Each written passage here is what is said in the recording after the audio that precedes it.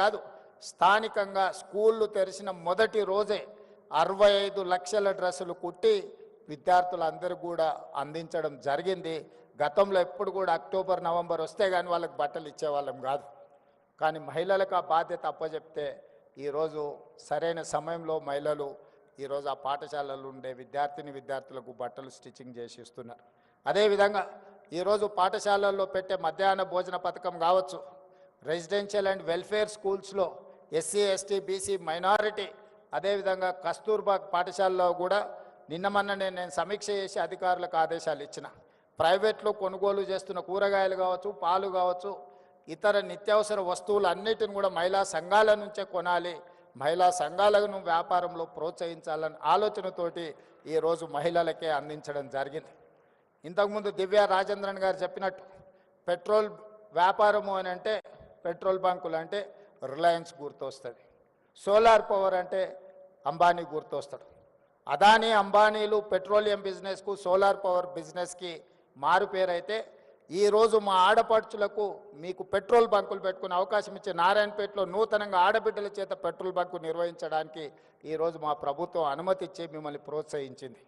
అదేవిధంగా అదానీ చేతుల్లో ఉండే సోలార్ పవర్ ఈరోజు 1000 మెగావాట్ల సోలార్ పవర్ ఉత్పత్తి చేసే ఒప్పందాలని రాష్ట్ర విద్యుత్ శాఖ ద్వారా మహిళా సంఘాలకు ఈరోజు ఒప్పందాలు చేయించి సోలార్ పవర్ ఉత్పత్తి చేసే వ్యాపారాన్ని ఈరోజు ఆడపడుచులకు అందించడం జరిగింది.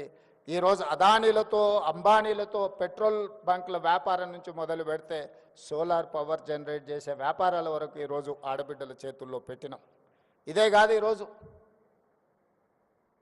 హైటెక్ సిటీ లేకపోతే రాయదుర్గం ప్రాంతం వెళ్తే విప్రో, ఇన్ఫోసిస్, మైక్రోసాఫ్ట్ లేదా మల్టీనేషనల్ కార్పొరేట్ కంపెనీల ఆఫీసులు సంస్థలు ఉన్నాయి.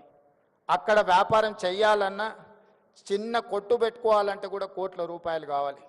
అలాంటి హైటెక్ సిటీ పక్కనే 3.5 ఎకరాల స్థలాన్ని ఈరోజు మహిళా సంఘాలకిచ్చి వాళ్ళు ఉత్పత్తి చేసే వస్తువులను అక్కడ మార్కెట్ చేసుకోవడానికి 106 స్టాల్స్ను పెట్టి 3.5 ఎకర్స్ 100 కోట్ల రూపాయలు ఉన్న భూమిని ఈరోజు మహిళా సంఘాలకు, ఇందిరా మహిళా శక్తికి ఈరోజు మనం కేటాయించడం జరిగింది.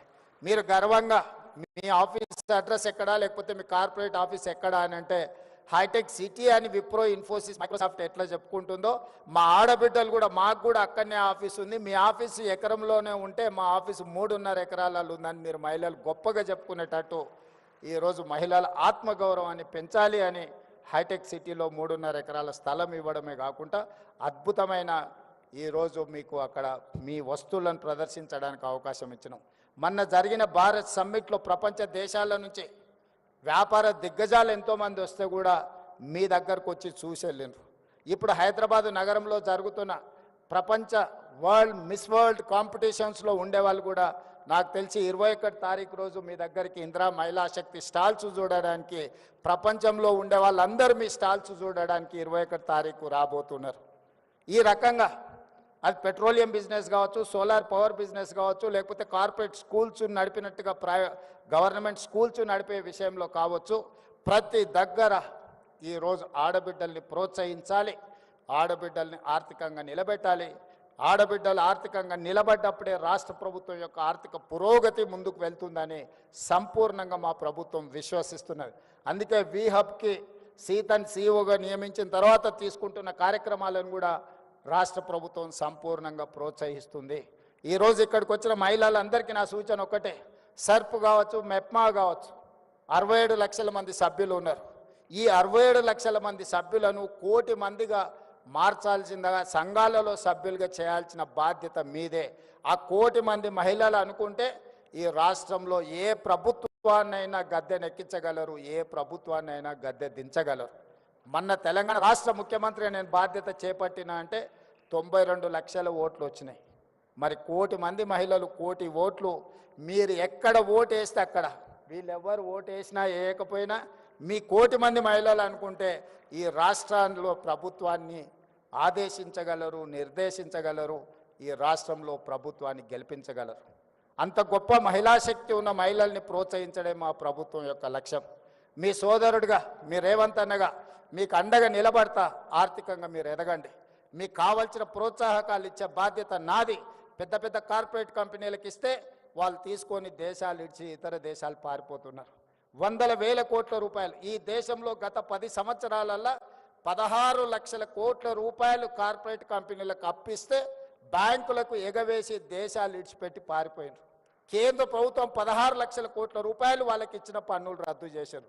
కానీ మా ఆడబిడ్డలకు పోయిన సంవత్సరం 15,000 కోట్లు సర్పులు ఇచ్చినారు. మెప్మాలో నాకు తెలిసి 6,000 కోట్లు ఇచ్చినాం.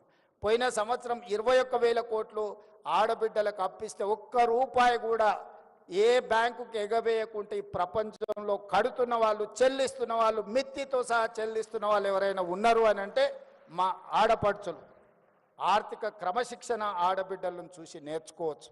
అందుకే ఈ సంవత్సరం కూడా వాళ్ళని ప్రోత్సహించాలని ఇంతకుముందు దివ్య గారు చెప్పినట్టు 15,000 టార్గెట్ పెట్టుకుంటే 20,000 కోట్లకు రీచ్ అయిందంటే ఈరోజు బ్యాంకులకు మీ పట్ల ఒక విశ్వాసం, నమ్మకం ఉంది.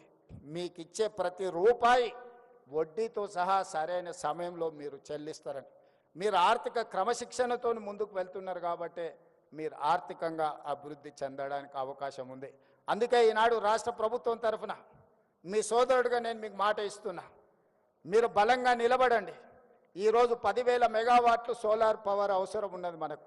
1000 మెగావాట్లు కాదు, ఈ 1000 మెగావాట్లను మీరు సరైన విధంగా మీరు నిర్వహించండి. అవసరమైతే ఇంకొక 1000 మెగావాట్లను ఈరోజు మీకు కేటాయించడానికి రాష్ట్ర ప్రభుత్వం సిద్ధంగా ఉన్నది.